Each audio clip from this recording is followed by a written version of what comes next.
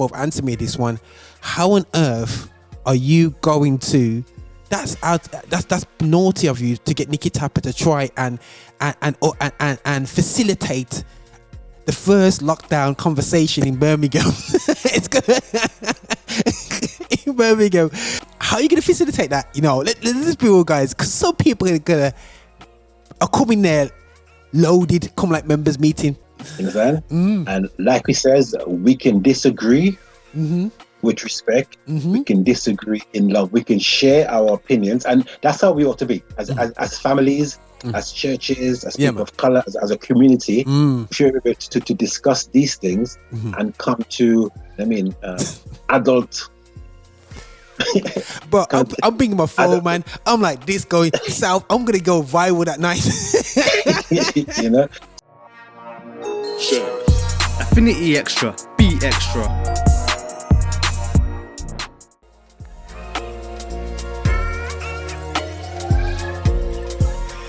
Hey guys, this is Roger Moore here on Affinity Extra. We're here to celebrate gospel music of black origin, and also we talk about things that we shouldn't talk about, and we talk about, you know, subjects in a more open way, talk to people in a more, I wouldn't say liberal way, in a cooler way, a real way, because I feel like there's so much more to what we see, what people produce and what people do, and I believe that we need to understand the heart behind a lot of projects, to get behind it as well, you know what I'm saying, because there's some great hearts out there I bumped into over years, and people have this opinion about people.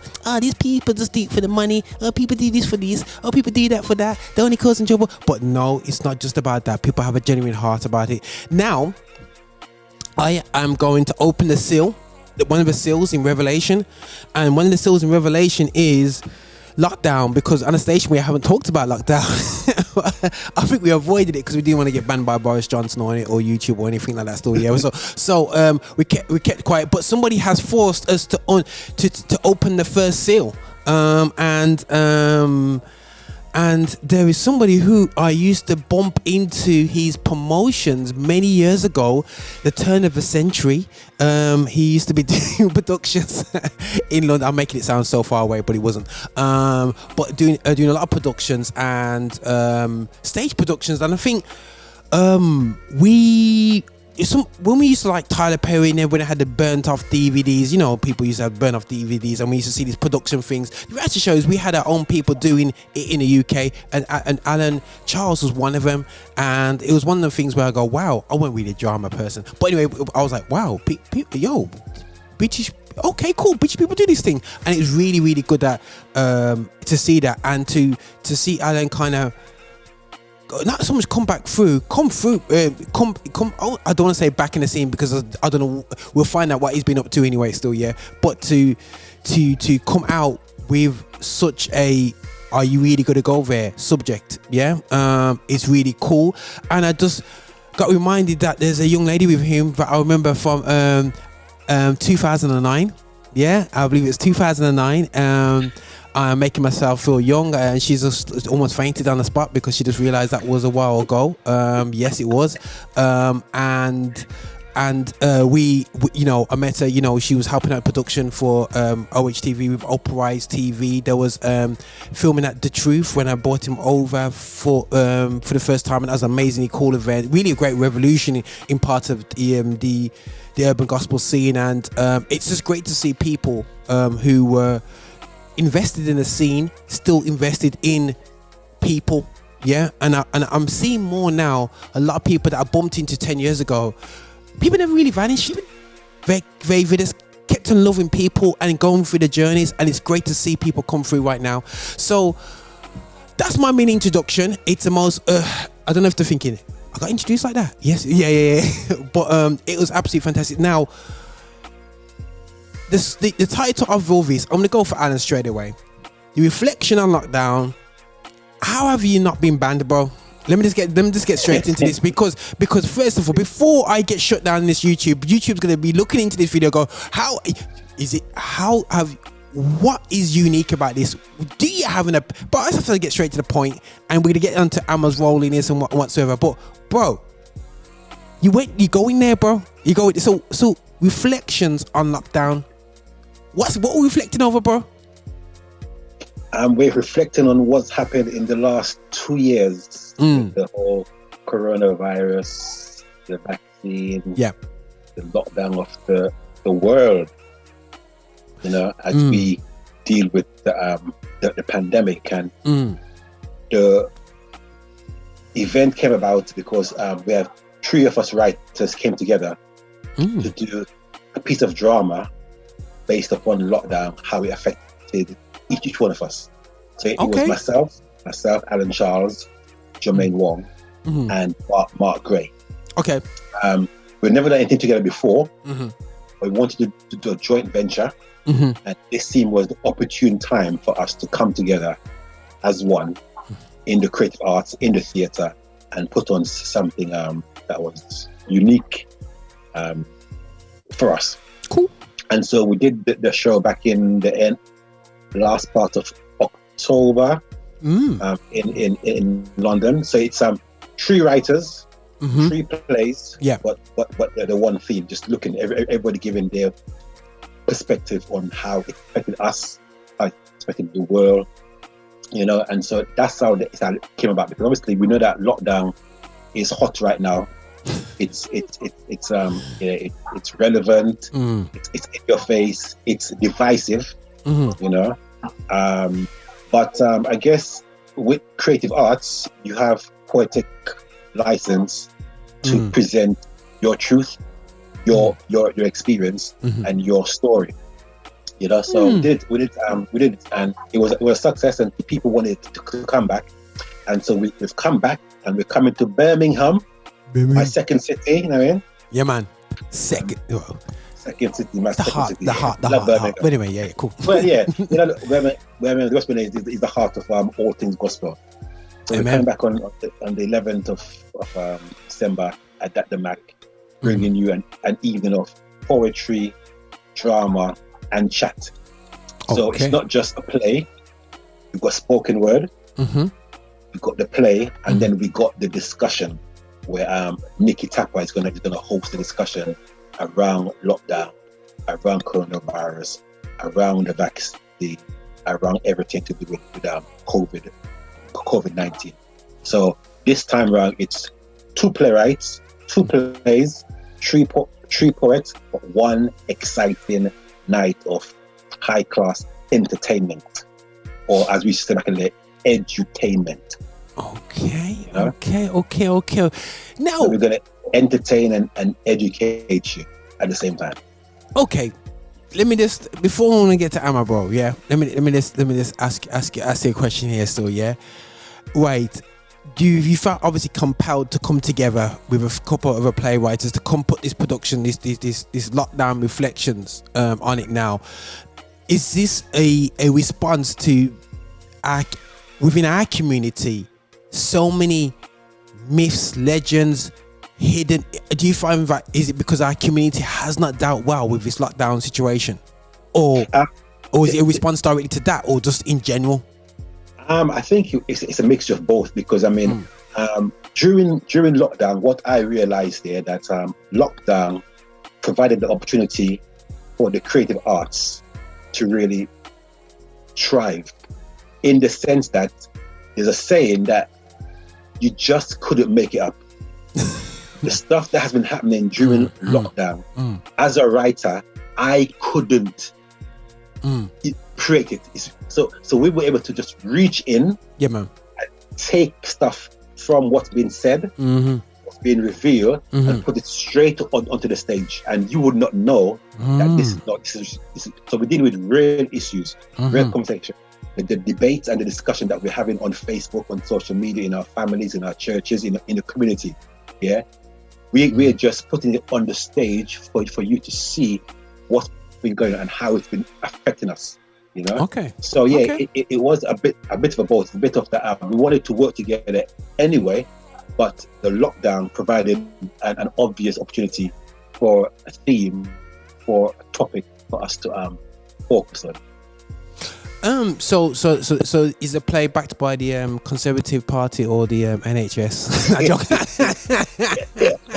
We wish. The Barcelona people, the Barcelona. Nice, because you could have had never let them down. But no, it's just independent producers, independent writers, just coming together and just doing what we do for the love of the arts, for the love of the people. We are giving you entertainment based upon our experiences through this lockdown, and you're gonna see yourself being portrayed. I mean, on stage. Yeah, man. You're gonna hear some of the arguments, some of the debates, and for me, I take a very irreverent look at the situation, and I'm almost laughing at us and how we've been behaving as people of color, of people of faith, you know, with the arguments and the fighting and the accusations, and because whether you're on one side or the other, in as far as the vaccine is concerned, whether you're pro-vax or you're no-vax, we need to really be able to dispute, disagree, but still be friends. Still be friends, yeah, and love, yeah. In love, you know what I mean? But there is this accusation point that if you take it, you're the enemy. If you didn't take it, you don't have faith. And no. I mean, we are one, and it's a personal choice. Yeah, man. I mean, for us to take, and we just take it with our best research, and we respect each other's opinion on the topic. That's love. Right, so I'm gonna get to Amma. So now, guys, listen. The last time I saw Amma, now it's all, unfortunately, it's like all flooding back now. Yeah, I'm saying, and she was helping out with in terms of production and all these different things. Backstage, nice lady that was like, yeah, we're just gonna be here. We're just gonna do we're gonna do interviews here. We're gonna, we're just organizing little on the day. Producers are going, oh yeah, he does remember me. Of course, I remember you, man. Amma, now what do you do now? As far as I know, you was backstage. So what's your role in the reflections of lockdown? Wow. Well, I mean, my role is obviously I'm in front of the camera. Usually I'm behind. So that's what I'm saying. It's a different positioning here. I mean, that's how I met Alan initially. I said, Alan, I was interviewing him, he was doing some production stuff, and I was like, you know what? Your plays look good. I think I need to be part of this. Okay. And Alan knows the story. He was like, he's not serious, you know what I mean? So for a while, he was just like, this woman's not serious. I'm not even to call her back. Yeah. And then eventually, I got the part, and I've been working ever since. And I've really loved the opportunity because Alan writes plays. It's a really thoughtful and reflective. I said, I'll be part of that. Amen. So my role, of course, my name's Lorraine, and I'm part of this lovely play. And I have very strong opinions. Okay. The vaccine, about lockdown, everything, you see. So about her role as a wife. Well, yes, everyone's got their own opinions about that. But of course, I have my own opinions of obviously I'm married to a person in the play. And I have my own opinion about things, especially about regarding the vaccine, and my husband has a different opinion. Okay. But what you realize about like anything with the lockdown vaccine is that it just highlights issues that are really happening in life. Like we and the husband really have our own communication issues or whatever that is. This just highlights the situation to highlight really what it is. You see what I'm saying? Yeah, man. So in this play, we get to see their communication, who they are, their marriage, what they stand up for, and what they realize that, you think we stand up for something, but a situation comes along and you realize you said that and then you just change your mind. Because that's how things are. You think it's like that. So it's a really interesting part to play. She goes through her own journey and how she come to her conclusions as well. Yes, it's very interesting. You must come to see everybody. Yeah, most definitely. It sounds like a lot of women can connect to that still. To be honest, through these like a lot of women and men. I think you hit a point there. Now, here's a question to yourself as an actress: did you find that your own personal offstage life, did it contribute positively to you actually portraying this role? Your own personal experiences through going through lockdown, did you bring some of that into it? Was he able to do that? Or was he, I'm nothing like that, but I can just do it because I can just switch on? You know what I mean? Was it that? Or was it a case of, this is me, and you just you fulfill the typecasting out there. That's like the rapper becomes the shutter, and he's I was shutting before, so this is just acting normal. But sorry, I'm not. Hopefully, I don't didn't stereotype you into being that only one role person you could do. But did that life outside help you be the best in this role? Definitely, and I mean, I would just start off by the great thing about lockdown. I say the great thing is that everybody lived through it. Sometimes, for example, being a black person, people being racist against black people, not everyone has shared that experience. You know what I mean? So talking to people, but they haven't shared that experience as being a black person, etc., etc. But when it comes to lockdown, everybody was there. Yeah, everybody, yeah, white, black, old, young, whatever, school, everybody went through it. Yeah. So I think that because of that, we all have our own individual ways of dealing with all this information that we got from the government, true or not true, whatever opinions. People just it was a place that everybody can say they kind of got the same information and then decided with what that happened. It's quite rare to have that at this moment in time for everyone, even around the world, to go through that at the same exact time. So I could definitely bring, you know what I mean by that? It's the one thing that everybody, usually, it happened last year. Everybody at the same time, went through it, and it affected everybody in every single way. Your liberty, your environment, your freedom, how you connected with your family, and how you connect with your family now. Yeah. See? Yeah. There's deep stuff going on here. Like some people, like you haven't got this. You can't come to my house. You can't do this. You can't do that. You need to have a test before you come into my yard. Wow. I mean, there's a lot of things now that have changed within families because of this. So I could definitely bring my own experience to this because I lived through it. Even if my opinion might be different from maybe my character, I definitely could relate to everything that everyone was going through, because this thing impacts everyone's life. If you want to travel, you don't want to travel. If you want to go to concert, you don't want to go to concert. Everyone's affected by this thing. So I could definitely bring myself to it. And as you can see, I really think about the good thing about me as an actress. I do think about everyone's point of view. I'm not really one to sort of say someone's wrong or right. I can literally just say I get why someone thinks the way they think. I can get it. Sometimes I get very heated debates about this. Just talking about it. People get really, irate and passionate and almost like as if they're gonna not talk to you anymore. I mean, even my mum's prayer group one time, one lady said, I hate people who are not vaccinated. I mean, hate. I mean, hate is a very strong word, but this is what she said. This is someone, sort of thing. So sometimes you've got to be, you got to be careful what you're, everyone's got very strong opinions about it. Yeah. So, so I definitely bring myself into it. Yeah. I'm like, okay. After that response, I was like, okay, that's sorry. A bit deep in it. I was like, it's okay. I did say edge. I did say go edgy. She went edge on me. But no, that's a fantastic point, because I think I grew up in the I was born in the 70s, grew up in the 80s, going to the 90s, and we was told about Jesus is coming. We've seen all the end time videos, and thinking in my head I can just go to Jamaica and hide if I miss out, if the rapture comes. And you plan routes out, man. You got 12 hours to get to Jamaica before they lock down the place, and you think you can hide.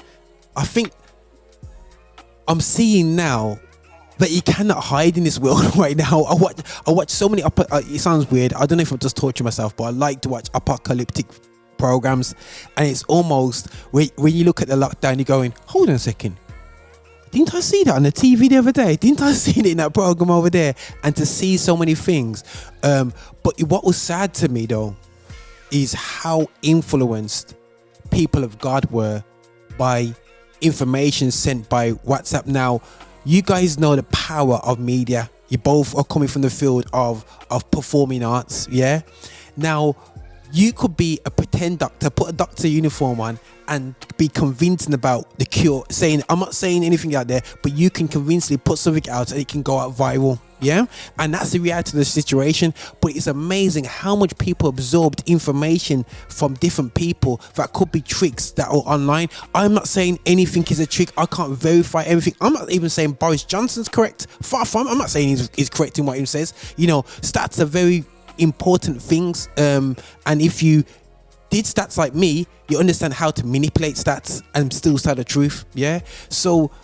To hear what you're saying is so true, and the manipulation of information. Now, I'm probably gonna go for the end game question. What I should wait on, but I can't wait for you guys to both answer me this one. How on earth are you going to? That's naughty of you to get Nikki Tapper to try and facilitate the first lockdown conversation in Birmingham. It's gonna in Birmingham, as Nick is she got a bulletproof vest on, because I'm sure some people are gonna get heated right about here now. Some people gonna get heated, you know. How are you gonna facilitate that? You know, let's be real, guys, because some people are coming there loaded, come like members meeting. You know what I mean? If you know what that means, you know what I mean. I don't know, whoever wants to answer that, but I'll just put it out there, because I don't know how you're gonna facilitate that. It's all about love and respect. Yeah, right. It's about love and respect and having adult communication.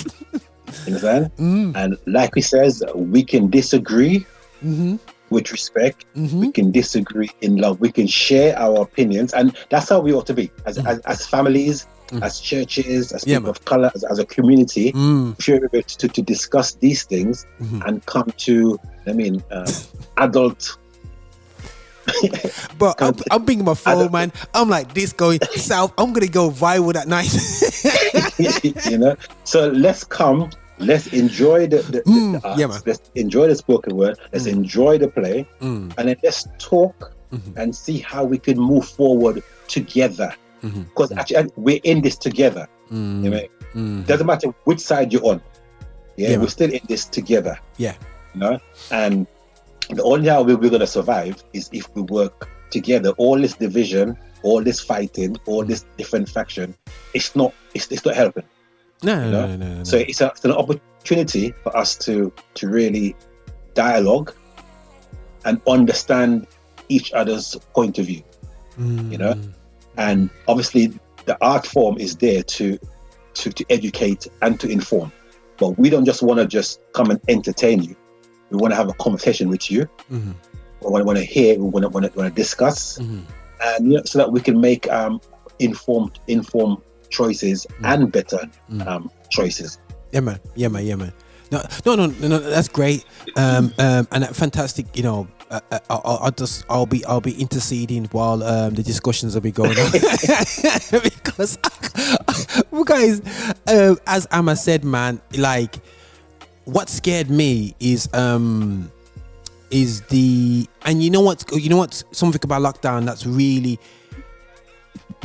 it's really affected my interaction with Christianity, and I'll be open with you guys about this. I've said many times on the station, many times, is that it's really exposed the heart, the lack of heart within Christianity in terms of when it comes to the lockdown perspective and from a black perspective, you know, in terms of mental ignorance towards mental health as well, you know, as all flagged up, and it's like everybody's responding to it, but us as Christians haven't responded to these things. We've responded individually in a right or wrong manner, but as a corporate organization, have we responded to Black Lives Matter yet in the UK? No, we haven't responded to racism and whatsoever. Have we responded to lockdown and COVID and the injustices within our community? Because I said to my colleague, I said to my friend, I said, the reality show is that when the Italian Prime Minister says, let's test the vaccine in Africa, yeah? And then that already created a red flag for us as black people. And then, so we're like this. And my white friend said to me, wow, you know, it's not the same as what happened to black slaves in America when they tested out vaccines. I said, bro, it's a whole messy thing. And people have to understand that we have never had the opportunity to now to actually see it for what it is. You know what I mean? Years of being used as test tube and guinea pigs. And all these things are flagging up. And nobody's talking, nobody's interacting, nobody's allowing us to heal. No one's allowing us to open and see how we feel. And I feel like this forum, a platform like this and a forum like this to trigger this is important for healing. You know what I'm saying? Because if we don't talk... I think the lockdown and the COVID may have caught the church a bit off guard. And because we've never had to deal with this on such a wide scale, we didn't know how to react. And so, but as individuals, each one of us has a part to play. You know, so even if the church can't, because really and truly, I'm not sure if the church can speak for everyone.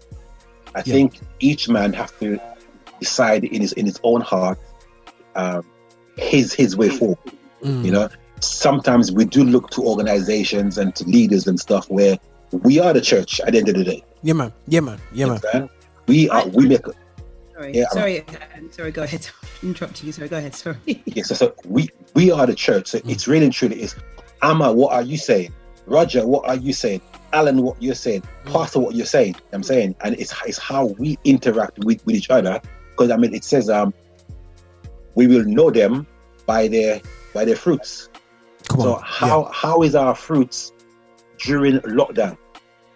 Yeah. How is our love and our kindness and our respect for each other within lockdown? Because like he says, it's flagged up a lot of animosity, a lot of hate, a lot of just negative vibes that really and truly you're shocked to think that men and women of God are acting that way. But at the end of the day, it says that tragedies highlights your characters. Characters are not formed overnight. You know? So sometimes these are stuff that's in us already, but the incident has now put a magnifying glass on it to really show us our true colors. Because in the good times, anybody can pretend. But in adversity, when the rubber meets the road, when your back is against the wall, that's when your true colors and your true characters come to the forefront. No, that's blessed, man. Blessed. Amma, was you gonna say something? Yeah, no, I was just going to say that, and I agree with you in regards to church and what are the church doing during lockdown. But just as I said before, the thing about it, lockdown just highlights what already church isn't doing or doesn't respond to things anyway. I think the church, as a general, doesn't really respond to things. Doesn't really always have a united voice. So it's not a surprise that this in particular is now going to highlight things, and there's going to be all more fragmentation because people now are dealing with their own life and mortality, and so now that's becoming that changes things. You know what I mean? Like it becomes almost like I just need to live, and I don't even care about anything else now. Right now, Christian, whatever. Like, boy, I just do whatever for myself, and so that's what I've realized. It highlights already what's going on. And of course, some churches were very good. They did do support it. They did go and deliver food to people and do sort of things. But as a united voice, there wasn't one because everybody had such different opinions and no one really stood up for anything in particular as a whole. Everyone had their own opinion individually. So it's a tough thing to talk about. And I was going to talk about the play we're talking about now. The good thing about the play is that if you come to see the play, you're in a good environment whereby you're actually able to see sort of two sides of the story at the same time. I find often enough you listen to one, it's just one-sided here, one-sided there. You're just trying to. But with this play, the great thing is you see like a balance between the two. You really see both sides. And actually that will actually think about why actually this thought I'm thinking.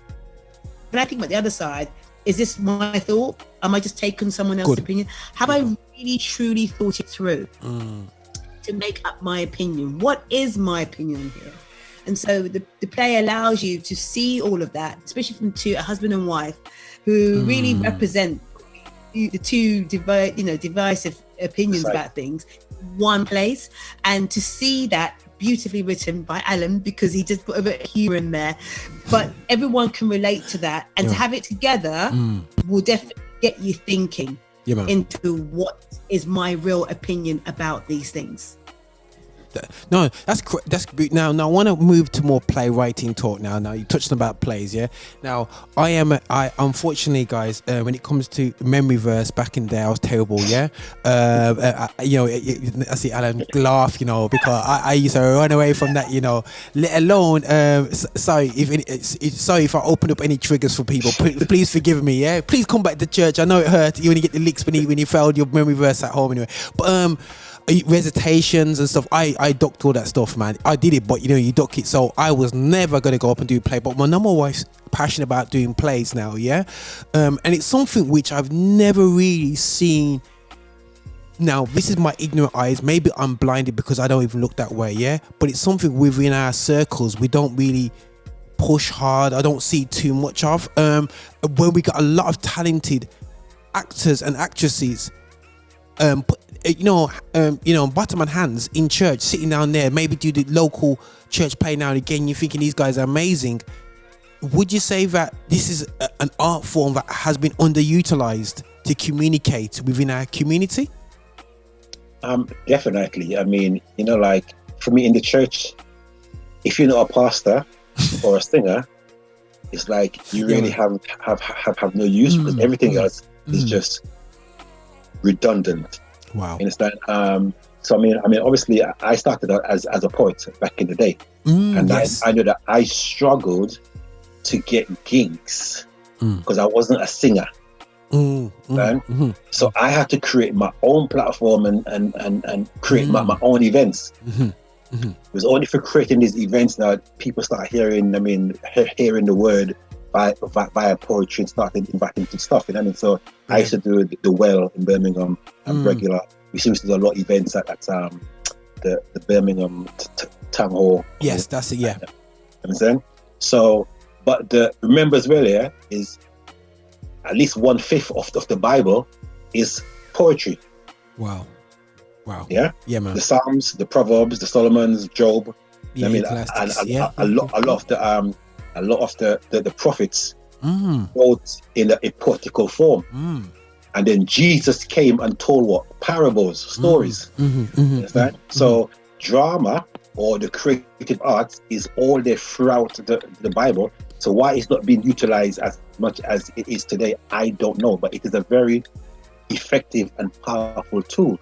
We know that why? Because we know that the film industry is massive. Yeah, man. We know theatre in the Broadway and in the West End is massive. So the secular guys and the corporate guys know the value of the stage. But obviously, we as the body of Christ, we're always late to the party. I mean, even the way in which our preachers preach, a lot it's very dramatic. Yeah. Spoken word. Yeah. And a lot of them put on an act when they're preaching. So it's there already. Yeah. It's in us already.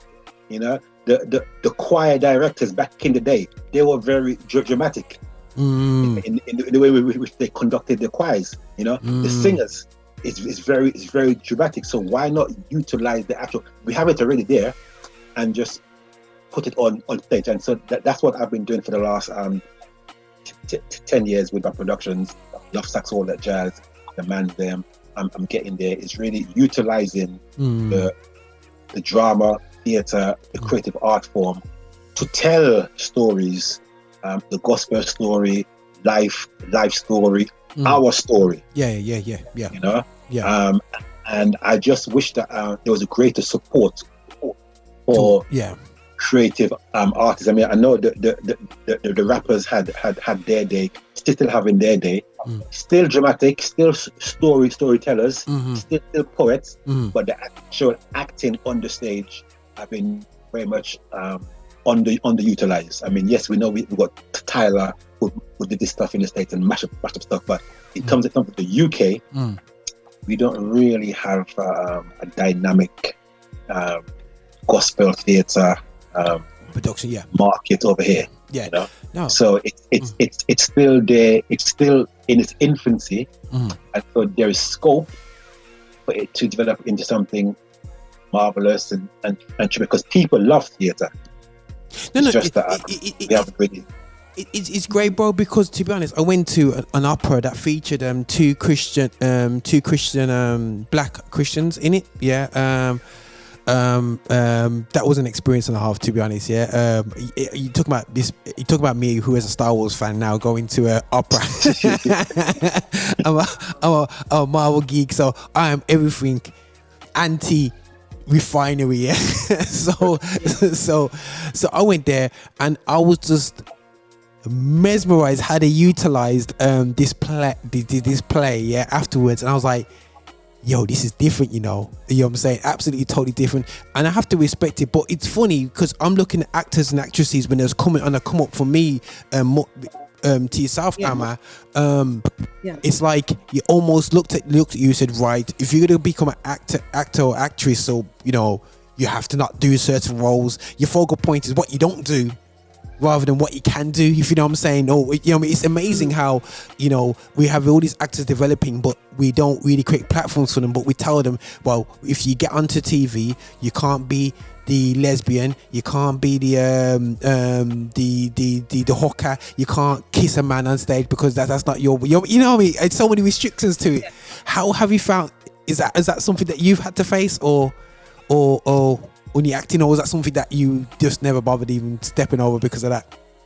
Well, do you know, I'm also kind of like, I listen to what everyone said, but I'm going to kind of go back into what you're talking about, acting drama within the church.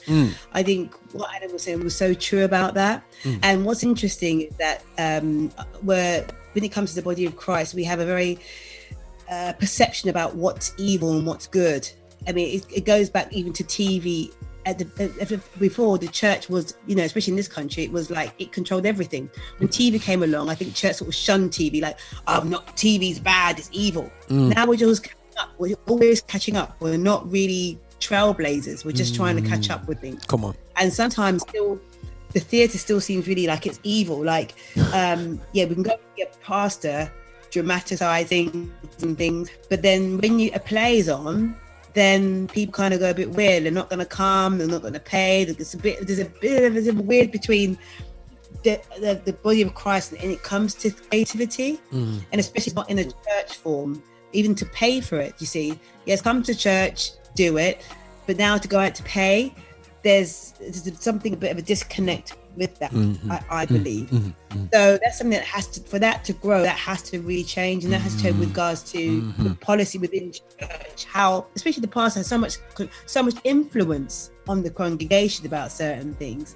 And so it can't be just because a play is coming on. It has to change. It has to change within the dynamic within the whole church, that this is what we do. We create, we support, not because we're now saying, hi, just come and see this play. That's not going to change, because we're trying to change a whole dynamic of how a church is. So I think that has to change a bit more within the church itself. Beautiful. And the other point about what I was saying about me as an actress, right, you have to think about these things. You know, you're thinking about, you know, the play, but it has to be about yourself, isn't it? About what your self-worth. I heard like Denzel Washington never kissed anybody. You know, he doesn't, but he's not going to kiss nobody. So, you know, I think regardless of his reasons, he's still got the part and he's still very famous. But maybe for women, maybe it's not so, maybe women can't really do it. I'm not too sure. But I think the best thing in life, like anything, you still got to have your integrity of who you are. And I guess at the moment, I've been blessed to have characters that I've been happy to play, and hasn't really been able to sort of go against what I believe in. Brilliant. But I do think that, for example, if you're doing the parables and things in church, about even within the church, there are going to be prostitutes. Someone will play that part. Doesn't mean, but you're playing it to realize that this is true life. Life is not about everything being perfect. It's about things being imperfect and how God can change it. And just because someone's not a prostitute doesn't mean they're not done bad things in their life. You know, we can just point the finger, but I don't know what you've been doing last year or behind closed doors. No one knows. So if we can get past all of that, then playing the part, especially if it's for something that's going to turn out to be good, then that should be an open thing, because we need to change and inspire. Life is not, a lot of Christians at the moment, I find, we're not perfect. So if we can talk about things that are not perfect, how depressed we are, unhappy we are, then things change. But if not, we're going to pretend that everything's perfect, and everyone's doing different things. And so I think we're more open about things. 100 about that. I think I was listening to a podcast earlier today, and it was discussing about Kanye West and how they an artist Flame, and the rapper was just saying about how he which Kanye West is messing up the game because he's created so much conversation and debate about the Christian life. But the reality show is the guy says, you know what, still it's just we're seeing a process that we've all been through, so we have to almost be careful what we say. Also, with the beauty of it, he's pushed the creative bounds of what you thought you could achieve in terms of producing stuff, vocally, mixed visually as well, film wise. And here's a question to yourself, Alan.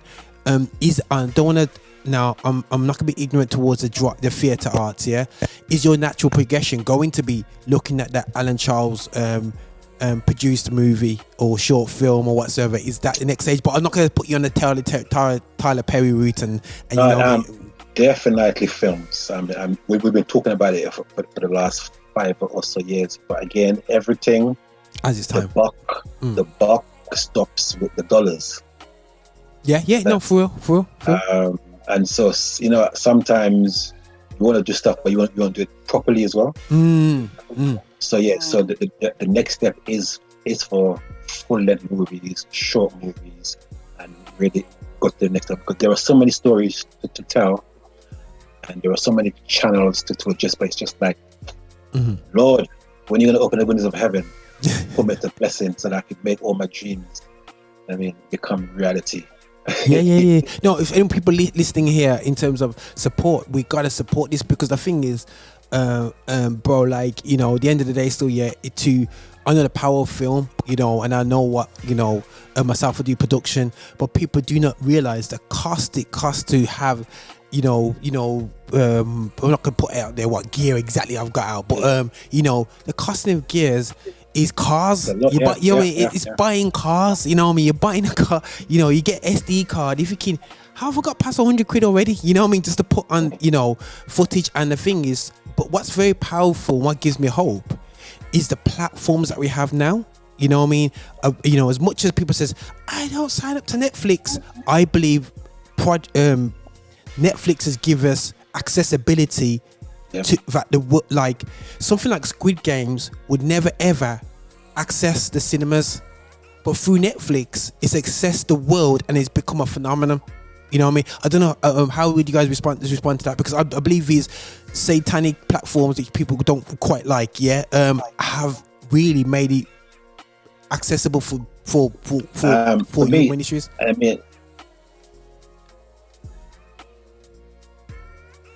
Hello? We just lost Alan. Please come back. I say like Paul. Okay, cool. I become all things to all men. Okay, 1 second, Alan. I may win some. So whatever medium is there to be used, you can use it. 1 second, bro. Can you hear me? We lost you for a second.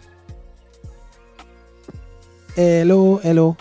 Oh, 1 second. Am I there? You hear me? Yeah, I can hear you now. 1 sec. Yeah, cool. You hear me? Okay, so I said that I become all things to all men, that I may win some. And I use every medium there is, claim the gospel, to tell the story. You understand?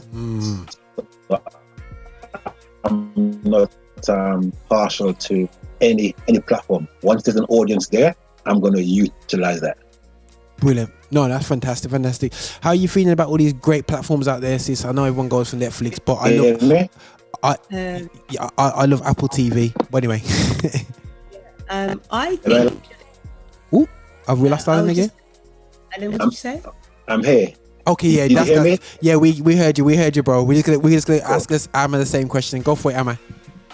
So I was saying that, we do talk about the Bible, we do talk about Jesus, and I always talk about, when it talks about Jesus trying to talk to people, he used the platform of today, which was to talk to people. I truly really do believe that the platform to create and to communicate ideally God and Jesus would be very happy to be utilizing them. I don't think be like, I'm only going to see people on the street. So I do think that, as you say, like anything, yes, there are people could talk about bad things on the street because I'm not going to talk to people on the street because people are talking on the street about bad things. He still talk to people on the street. Do you know what I mean? Yeah, man. So I think, as you said, with Netflix and things like that, it's a platform. It means that you can, you're kind of, everyone that releases, you're kind of equal to everything. Everyone's almost equal, out there. Of course, you might get more promotion than others, but your stuff is out there on Amazon, on Netflix. Anyone can access it. And create a phenomenon, as you just said. If you create good content and good programming, people are going to love it. Bible scripts in there or not, are going to like it. So I believe it's a good thing and something we should definitely utilize and use it to our benefit to spread the gospel. Amen. That's beautiful. That's beautiful. Now, on the closing note, we're gonna be just give us our last shout out about the event, Alan, reflections on lockdown, and we're going to be having a live in the afternoon. We're going to be having a live session in the studio, and we're going to be pushing the show, and then I'm going to be speeding over to the show straight afterwards. Not speeding, sorry, driving within the limits. You know what I'm saying? Over to the show, speeding 1 mile per hour below the speed limit over to there anyway still, yeah. But I'll be going definitely 100% to support you guys over there and just get a feedback of people, catch the responses and capture that and get and re-show people what's amazing things going on. But bro, just give us a last shout out about the event, all about it, and how people can support the ministry that's going on. So it's Saturday, the 7th of December, 7:30 p.m. 11th. at the Midland Arts Centre. 11th. What is it, 7th? Yeah, Sorry, yeah. 11th. Sorry. The Saturday, the 11th of December, 7:30 p.m. at the Mac Centre. Tickets are £15 in advance, but £12.50 for a group of 10 or more. The box office is 0121 446 3232, or just go onto the Mac website. Okay, cool. So it's going to be an evening of spoken word featuring Alan Charles, Jermaine Wong, and Birmingham's very own CSG Poetry. Man, this lady is fantastic. Yeah, she's good. She's good. Yeah. And then you got two plays, Love in Lockdown and Stay Home Save Lives. Two plays asking the questions, how did it affect you? How did lockdown affect you? And then all hosted with a chat show by the remarkable Nikki Tapper, bringing it all together, where we're going to talk about the issues, we're going to debate, discuss, we're going to reason, and then we're going to end in love. So remember, Saturday the 11th of December at the Mac, reflections of lockdown and even of poetry, drama and chat coming to Birmingham for one night only. And if I can just put in a plug here, on February the 13th, you heard it first here, Midlife Crisis is coming to Birmingham. The all new spanking brand new play, Midlife Crisis. Okay. Listen, man, I just use the platform for this, but nothing but love. Nah, nothing but love, guys. Salute. We're gonna find the biggest bishop out there that can bring everyone together and bring some olive oil right at the end, just to make sure that everything's cooled down and everyone's in good spirit, and we say one love. Go get together and be all right. We're singing that at the end, just one love. We just prepare the worship. The togetherness, the unity. You know what I'm saying? But sorry, guys, I'll get myself in trouble here. But listen, guys, thank you for your time, and I really do appreciate your efforts and skills and sticking at your neck and being persistent with the creative arts in this particular area, this niche element of creative arts, which the world is massive, but I'm just saying here, in Affinity Xtra, the productions that I do, I want to back this. This is all part of the creative expression in the UK, and it's important to me, and we want to back what you're doing, Alan, and Amma. Bigger Alan gets the more opportunities Amma get to do things and go all around the country. So we all here, and the bigger your success becomes, it supports us, and that cycle needs to raise. We talk about, we want to see this in mobile. Put all these things aside, and reality show is, let's build our wealth, let's build that inner wealth so we can take care of ourselves, and then the rest will come naturally. When we see us moving, people will invest in it. Shockingly enough, man, trust me. But listen, guys, thank you for your time, and and hopefully we'll get you some good, strong, original West Indian food when you come to Birmingham. Because I know in London, it's in London, you know, Jollof has kind of taken over. So you know, you can come. Don't worry, Alan. We get some food and we feed you up, and we convert. We convert. Listen, we convert. Amma get converted. She come back down there with some rice and peas and some steamed fish and everything. Still, we converted. Don't worry, man. But listen, guys, nothing but love and thanks again, man. Yeah, and this is Roger on Affinity Xtra. We're here to celebrate gospel music of Black origin. Also, we love our Black creativity, and this is how we do it, man. Nothing but love.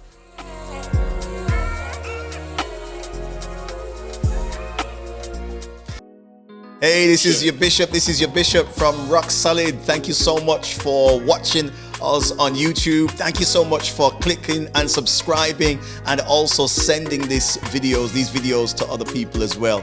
We are so hungry to get your support. So remember, check us out on our website, and also check us out on Insta, and wherever you want to find us on Spotify. You can play us all day as well. And just make sure that you are supporting this channel, that we are developing our agenda towards music of Black origin, and that is gospel music with a message. So please walk with us on this journey. Bye now.